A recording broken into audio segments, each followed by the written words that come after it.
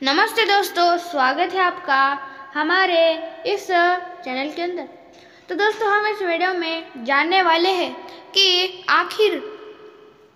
आखिर जनक ने सीता स्वयंवर में अयोध्या नरेश दशरथ को आमंत्रण क्यों नहीं भेजा। तो दोस्तों, यही जानने वाले हैं हम इस वीडियो में। आखिर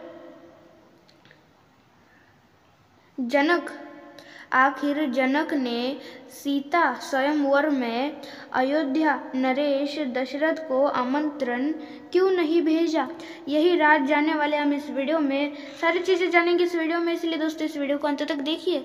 और दोस्तों चलिए शुरू करते हैं आज की यह हमारी पौराणिक कथा। पर दोस्तों, इस वीडियो को शुरू करने से पहले आप हमारे चैनल को लाइक, शेयर और सब्सक्राइब अवश्य कर दीजिएगा। तो चलिए आगे बढ़ते और इस वीडियो को शुरू करते। तो दोस्तों, राजा जनक के शासन काल में एक व्यक्ति का विवाह हुआ। जब वह पहली बार सज वज कर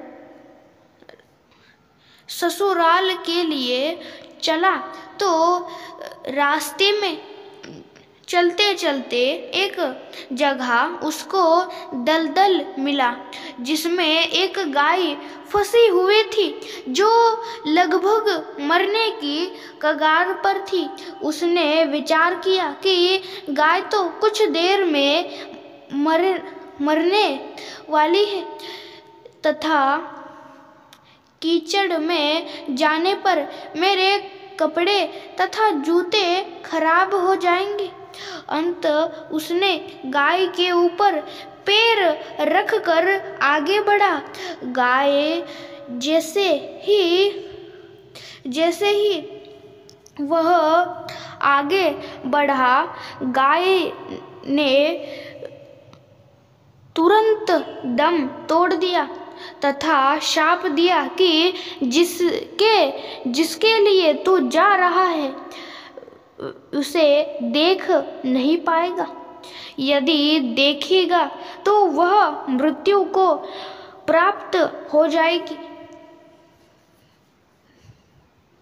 वह व्यक्ति अपार दुविधा में फंस गया और गोशाप से मुक्त होने का विचार करने लगा। ससुराल पहुंचकर वह दरवाजे के बाहर घर की ओर पीठ करके बैठ गया और यह विचार कर कि यदि पत्नी पर नजर पड़ी तो अनिष्ट नहीं हो जाएगा। परिवार के अन्य सदस्यों ने घर के अंदर चलने की काफी अनुरोध किया, किंतु वह नहीं गया और न ही रास्ते में घटित घटना के बारे में किसी को बताया। उसकी पत्नी को जब पता चला तो उसने कहा कि चलो मैं ही चलकर उन्हें घर के अंदर लाती हूँ। पत्नी ने जब उससे कहा कि आप मेरे और क्यों नहीं देखते हो, तो भी चुप रहा। काफी अनुरोध करने के उपरांत उसने रास्ते का सारा वृत्तांत सुनाया। पत्नी ने कहा कि मैं भी पतिव्रता स्त्री हूँ, ऐसा कैसे हो सकता है, आप मेरी ओर अवश्य देखें। पत्नी के ओर देखते ही उसकी आँखों की रोशनी चली गई और वह गाय के शाप शापवश पत्नी को नहीं देख सका। पति को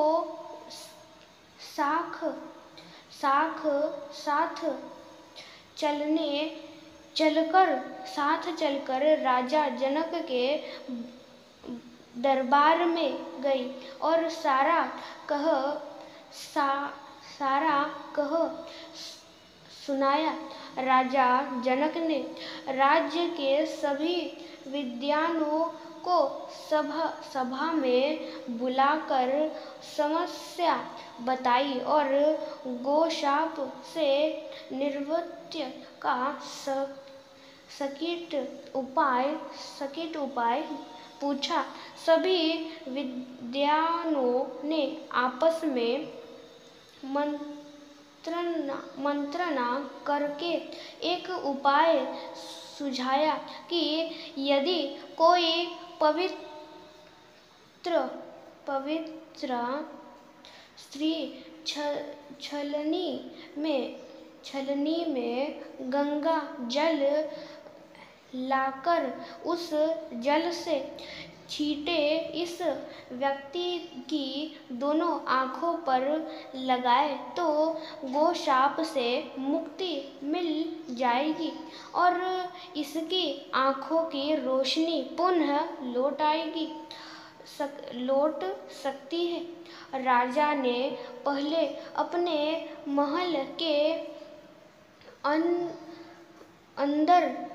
महल के अंदर की रानियों सहित सभी स्त्रियों से पूछा तो राजा को सभी के पतिव्रता होने में संदेह की सूचना मिली। अब तो राजा जनक चिंतित हो गए। अब उन्होंने आस पास के सभी राज्यों को सूचना भेजी कि उनके राज्य में यदि कोई पतिव्रता स्त्री है तो उसे सम्मान सहित राजा जनक के दरबार में भेजा जाए। तब यह सूचना राजा दशरथ अयोध्या नरेश को मिली तो उसने पहले अपनी सभी रानियों से पूछा। प्रत्येक रानी का यही उत्तर था कि राजमहल तो क्या आप राज्य की किसी भी महिला यहाँ तक कि झाड़ू लगाने वाली जो कि उस समय अपने कार्य के कारण सबसे निर्मम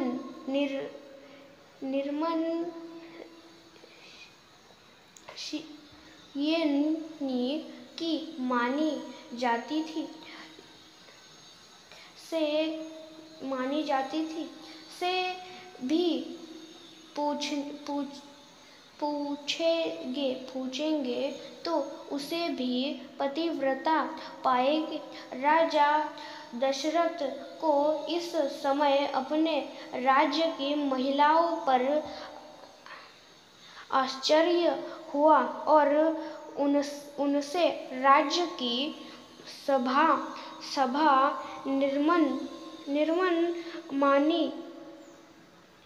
निमन मानी जाने वाली सफाई वाली को बुलाया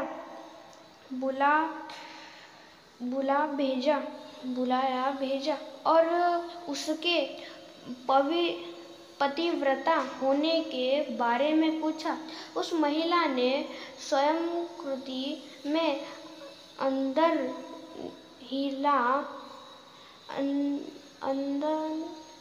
गंधर हिला दी। तब राजा ने यह दिखाने कर लिया कि अयोध्या का राज्य सबसे उत्तम है। इस महिला को ही राज सम्मान के साथ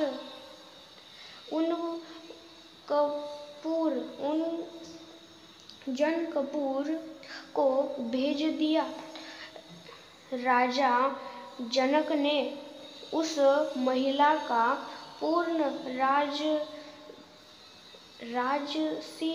राजसी ठाट बाट से सम्मान किया और उसे समस्या बताई। महिला ने कार्य करने की स्वीकृति दे दी। महिला छलनी लेकर गंगा किनारे गई और प्रार्थना की कि हे गंगा माता, यदि मैं पूर्ण पतिव्रता हूँ तो गंगा जल की एक बूंद भी नीचे नहीं गिरानी चाहिए। प्रार्थना करके उसने गंगा जल को छलनी में पूरा भर लिया और पाया कि जल की एक बूंद भी नीचे नहीं गिरी। तब उसने यह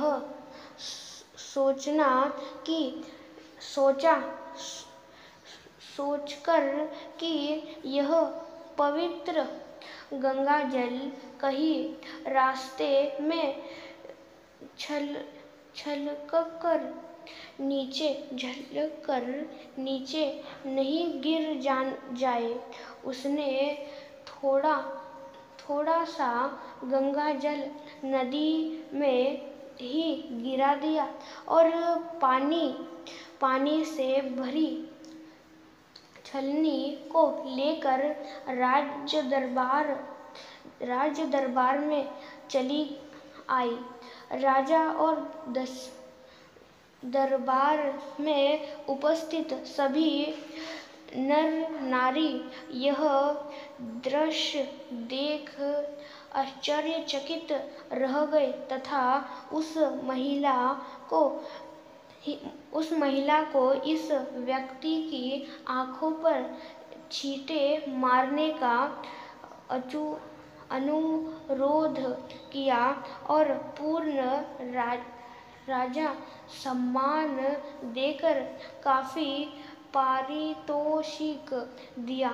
तब उस महिला ने अपने राज्य को वापस जाने की अनुमति मांगी, तो राजा जनक ने अनुमति देते हुए जिज्ञासावश उस महिला से उसकी जाति के बारे में पूछा। महिला द्वारा बताने पर राजा आश्चर्यचकित रह गए। सीता स्वयंवर के समय यह विचार कर कि जिस राज्य की सफाई करने वाली इतना पतिव्रता हो सकती है, तो उसका पति कितना शक्तिशाली होगा। यदि राजा दशरथ ने उसी प्रकार से किसी व्यक्ति को स्वयंवर में भेज दिया, तो वह तो धनुष को आसानी से संधान कर सकेगा और कहीं राजकुमारी निम्न श्रेणी के व्यक्ति को न वर ले। अयोध्या नरेश को राजा जनक ने निमंत्रण नहीं भेजा, किंतु विधाता की लेखनी को कौन मिटा सकता है। अयोध्या के राजकुमार वन में विचरण करते हुए अपने गुरु के साथ जनकपुर पहुंच ही गए और धनुष तोड़कर राजकुमार राम ने सीता को वर लिया। और दोस्तों, इस प्रकार की थी आज की यह हमारी कथा, जिसमें हमने जाना आखिर जनक ने सीता स्वयंवर में अयोध्या नरेश दशरथ को आमंत्रण क्यों नहीं भेजा था। तो दोस्तों, यही कथा कारण और यही सारी चीजें। और दोस्तों, इस प्रकार की थी आज की हमारी कथा। तो दोस्तों, आज के लिए इतना ही। मिलते दूसरे वीडियो में और पौराणिक कथाओं के साथ। फिलहाल इस वीडियो को आप लाइक, शेयर और सब्सक्राइब और बेल आइकॉन को भी अवश्य ऑल पे सेट कर दीजिएगा। अंत तक देखने के लिए धन्यवाद। लाइक सब्सक्राइब अवश्य कर देना। अंत तक देखने के लिए धन्यवाद। जय श्री राम। मिलते हैं दूसरे वीडियो में।